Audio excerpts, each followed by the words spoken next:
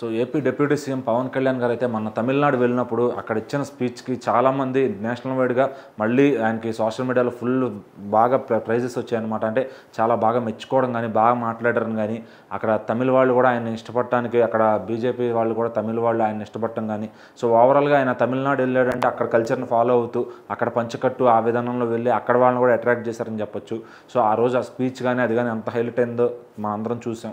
So Pawan Kalyan గారు వచ్చేసిన తర్వాత ఒక తమిళ వాళ్ళది ఏదో ఒక మీటింగ్లో అయితే సత్యరాజ్ గారు పవన్ కళ్యాణ్ గారి పైన కొన్ని కామెంట్స్ చేశారనమాట. సో ఆయన ఏమన్నారంటే మా దేవుడిని కించపరిస్తేనో మీరు వచ్చి దేవుడి గురించి మాట్లాడుతుంటేనో మేము ఒప్పుకోము. సో మా ద్రవిడియులకి ఉన్న కొంత ఇది దాన్ని తక్కువ చేసి మాట్లాడితే మేము ఊరుకునేది లేదు. సో మీరు ఎక్కడి నుంచి పడితే అక్కడి నుంచి వచ్చి మా దగ్గర మాట్లాడొద్దు, మేము చూస్తూ ఊరుకోమని చెప్పి ఆయన అయితే తమిళ లాంగ్వేజ్లోనే చెప్పారనమాట.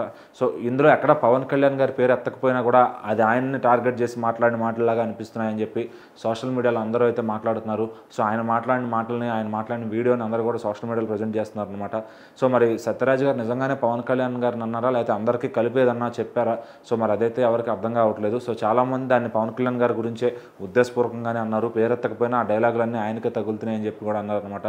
సో మరి ఇట్లా పవన్ కళ్యాణ్ గారు వాళ్ళు పిలిస్తే వెళ్ళారు, జస్ట్ వెళ్ళి అక్కడ గెస్చర్గా ఆయన మాట్లాడి, ఎందుకంటే బీజేపీ వాళ్ళు ఇప్పుడు ఓన్లీ తమిళనాడు అనే కాదు ఎక్కడున్నా కూడా మొత్తం దేశవ్యాప్తంగా పవన్ కళ్యాణ్ గారిని ఒక నిజంగానే ఒక శక్తిలాగా ఒక తుఫాన్ లాగా భావించి ఆయన మీటింగ్లకు పిలుస్తున్నారనమాట గెస్ట్గా. సో ఆయన కుదిరినప్పుడల్లా ఏదో ఒక మీటింగ్ వెళ్తూ ఉన్నారు. అక్కడ అయితే తమిళ ఎక్కడైతే అక్కడ హిందీ అయితే హిందీ, కుదిరినంత మటుకు తెలుగుతో పాటు ఆ లాంగ్వేజ్ కూడా మాట్లాడడానికి ట్రై చేస్తున్నారు. సో ఆయన ఇక్కడైతే చాలా బాగా ఇంప్రెస్ చేయగలుగుతున్నారు, దేశవ్యాప్తంగా కూడా బాగా ఇంప్రెస్ చేయగలుగుతున్నారు. కానీ వాళ్ళ నేటివ్ ప్లేసెస్లో మాత్రం కొంచెం నెగిటివిటీ అనేది పెంచుకుంటూ వస్తున్నారు అనమాట. సో మరి ఎవరికి వాళ్ళకి ఇప్పుడు తమిళనాడు అంటే ఇంకా మనం చెప్పక్కర్లేదు.